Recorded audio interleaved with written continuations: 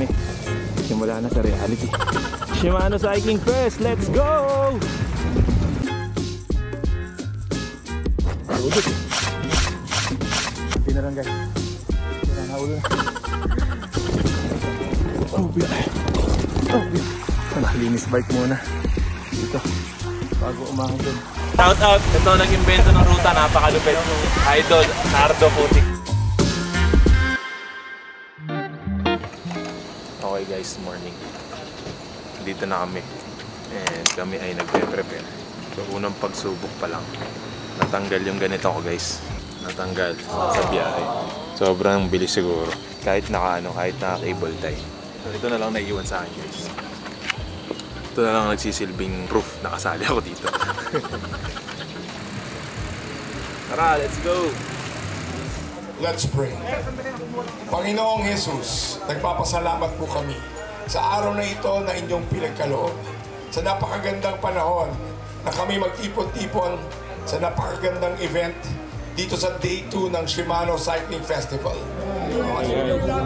Waiting na kami para sa kategory ng 30 to 35 na tayo.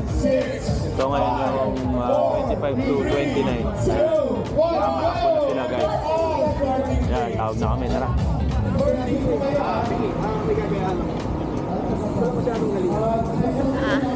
Okay guys, let's go! Doon ka sa kapila.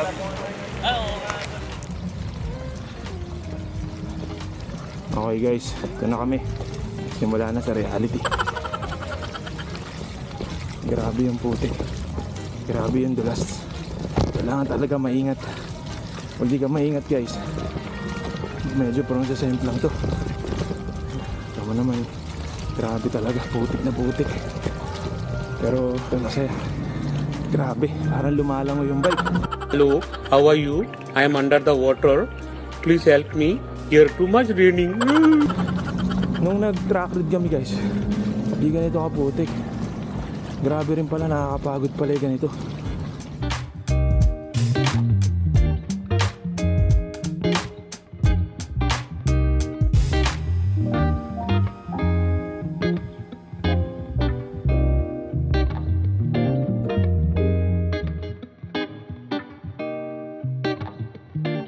Papalabas na tayo guys sa unang course.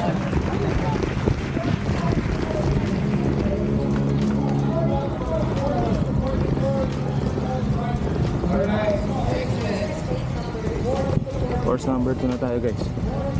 Actually ng track ride wala to eh. Bago lang para hindi na dadaan sa karsada. Yung course 1 na yan guys, actually puro patag kaso napakahirap kasi napakaputik. So nilalabanan mo yung galaw ng bike mo. Kasi syempre mabigat din siyang pedalan dahil bumabaon sa putik. Balik na ulit tayo sa putik. Shimano Cycling Fest, let's go!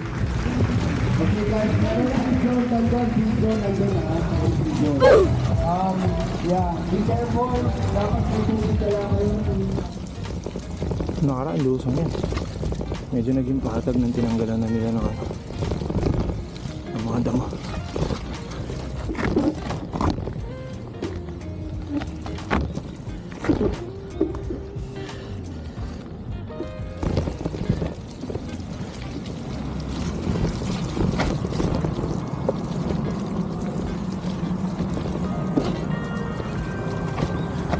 Ang lusong na matindi. Ingat lang po.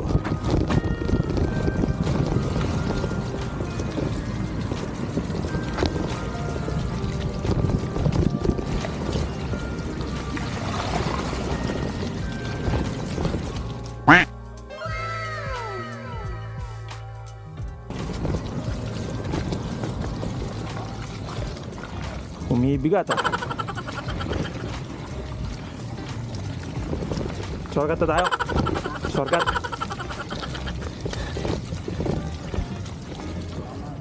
Ito guys yung isa sa medyo matinding ahon. So yung mga kasama natin iba, nilalakad na lang nila para for safety din. Mahirap din kasi yung babiglang mag-alanganin. Tatansyahin lang natin kung kaya. Kung hindi naman, lalakarin na lang din.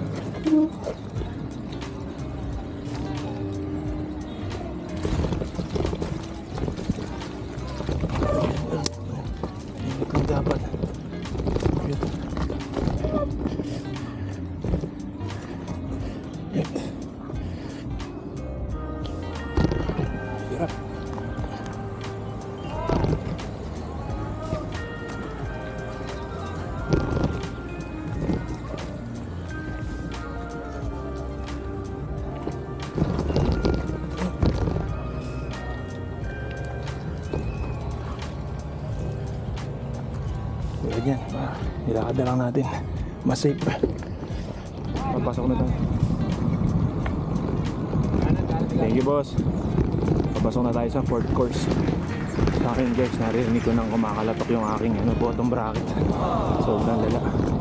Tanggalin ko lang pare yung nung bottom bracket ko. Tama. Butulog nga sa akin. Tama pa.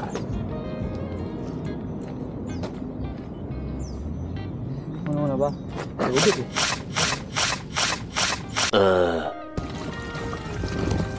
Dito talaga guys, makikita nyo rin yung advantage ng mga mud tires, no?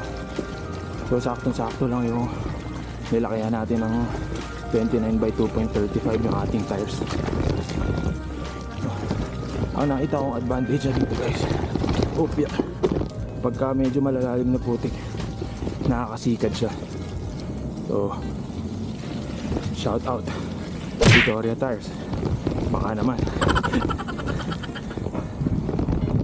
Dito kahit pa paano maganda-ganda, hindi ganun kaputik tulad sa unang first na dinaanan natin. Maganda pa siya, may mga portions na matitigas, dire-diretso lang dyan. Yan talaga, makakatok na yung bottom bracket na sa putik.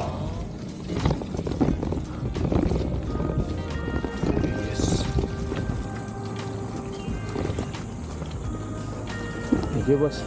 Ingat. Ingat po. Natatandaan ko guys, ito yung course nung nakaraan na may sapa o parang may ilog sa gilid. Sobra putik ngayon dati. Nung track ride namin, walang kaputik-putik dito. Ayan guys, ayan may sapa. Kaya dapat maingat ka. Dahil kung hindi, pwede ka mahulog dyan. Later. Sige po. Ingat, boss.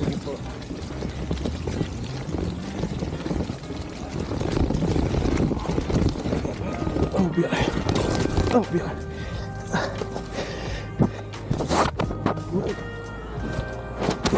Hello. Aray ko po.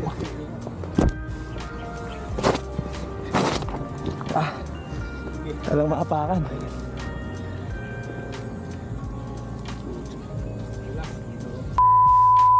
Ayan guys, palusong siya, tas putik. So dapat talaga maingat. Dahan lang. Tapos pedal agad. Thank you Lord, nakalusot dun. Ito, ako na naman. Ano makabuelo ng maganda dito eh. Ha?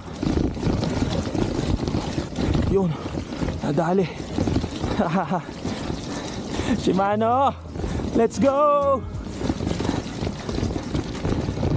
Diretso na agad dito sa may FEU Alabang. Nung nakaraan kasi meron pa kami dinaanan doon. Yung isang course doon na puro patag pero ikot-ikot. Tinanggal na pala nila yun. So dito sa Alabang, ito makikita yan. Nandito tayo ngayon sa FEU. Dito rin makikita guys yung karera na pinagagawa ng mga sports. Dito makikita yung parang ginagawa nila Angie Kinata. Ito feeling ko yung BGC ng South. Hindi ko sure. Pero maganda kasi tinan mo, ang dami rin tumatakbo guys. Saka marami rin talaga ibang mga nagbabike lang. So minsan ayayin ko yung mga tropa dito mag-run para masubukan din. Hindi ko rin maintindihan bakit ganito kami ng tropa ko. Kung saan maputik, kung saan malalim, doon kami dumadaan. Ayaw namin talaga na nadadalian eh. Ayun tuloy, buwal-buwal lang inaabot namin. Ay nako. Nung nakaraan, balik na kami dun. Ay, yun yung isang bagong trail. Ang medyo malala din ah. Ang matinding lusong muna.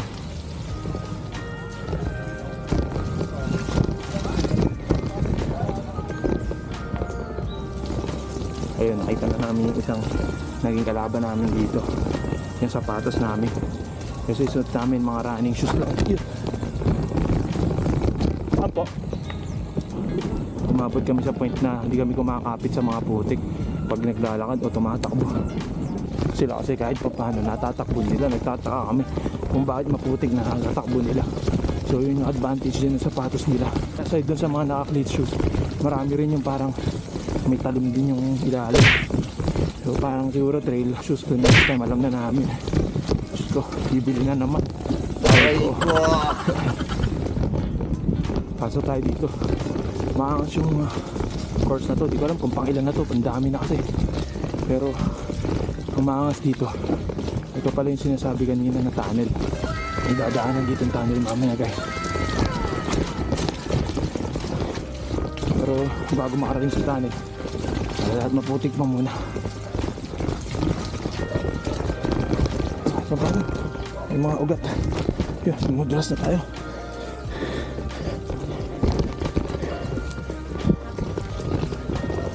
Talaga mahirap. Iniisip ko nga kung paano yung tatlong ikot dito. Unang ikot pa lang to, di pa kami nakakaisa. Pero grabe na yung lala. Diba? Paano pa mamaya? Ito nga par. Tinan mo kung kaya nga na yun, tirahin. Banat. Papaunahin natin yung tropa natin. Ingat lang pare. Ops. Ingat pare. Nice. So ganun lang dito tayo guys. Kailangan lang maingat talaga. Okay, let's go. Alright. Na tayo sa tunnel.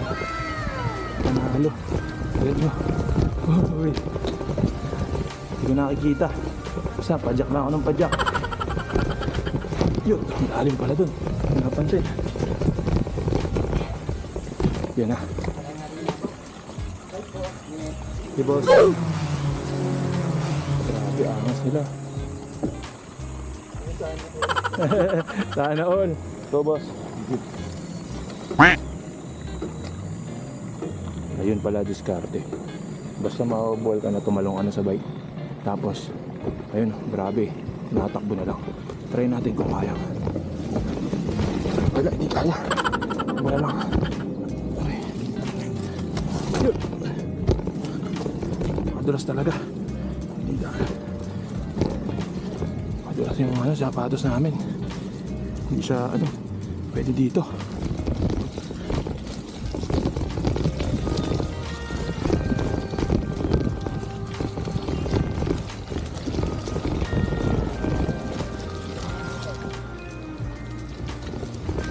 Thank you, boss. Thank you. Ito, masakit. Minsan na nga lang papaatag, paahom pa. Aray ko. Napakaganda ng bahay dito sa kaliwati. Uy, sorry. Hindi ko na malay. Aahon na pala pa.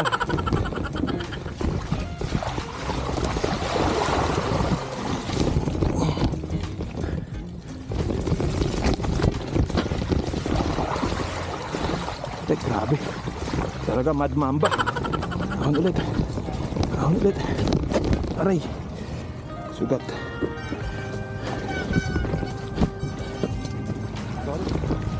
Okay ka lang, boss? Ingat po. Ingat din.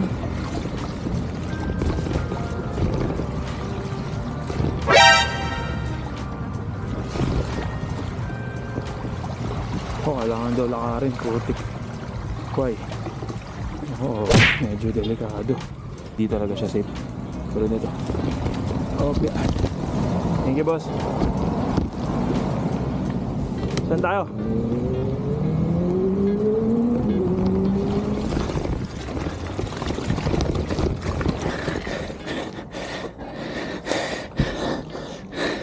Ako, wala na namang kapit par. Teka. We need to discarte. Mauna ka nga dun, hawak ako sa'yo par.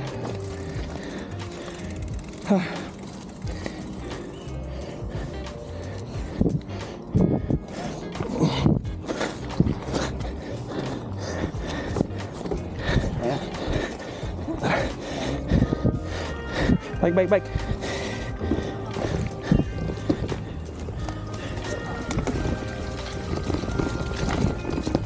Ito yung last course guys. Yung last course para sa unang lap. Meron na rin mga sumuko. Mahirap talaga.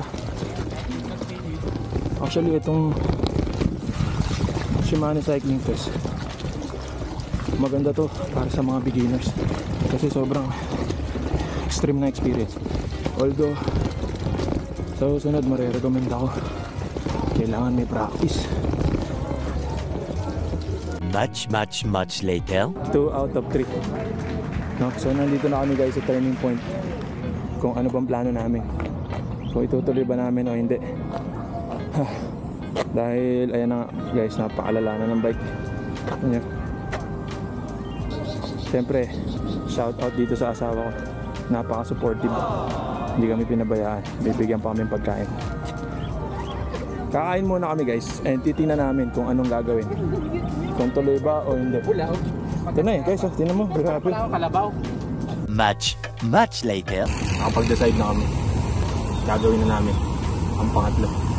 Tingnan natin kung anong mangyayari. Last lap. Siguro mga 40% na ng last lap yung nadaanan namin. So 60% more. Let's go guys. Konti na lang guys. Sira na ulo na. Ay, sarap po. Hindi pa natin ito ginagawa. Nakalinis bike muna. Dito. Bago umahon doon. Talaga makani.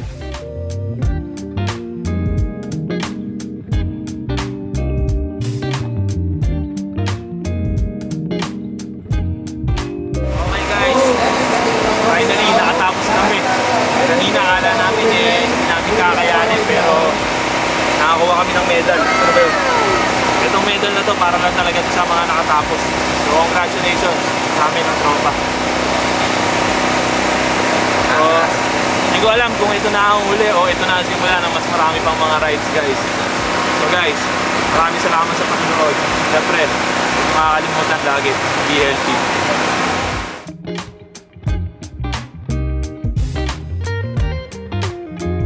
Shout out! Ito nag-invento ng ruta, napakalupit. Idol, Nardo Putik. Idol, salamat po.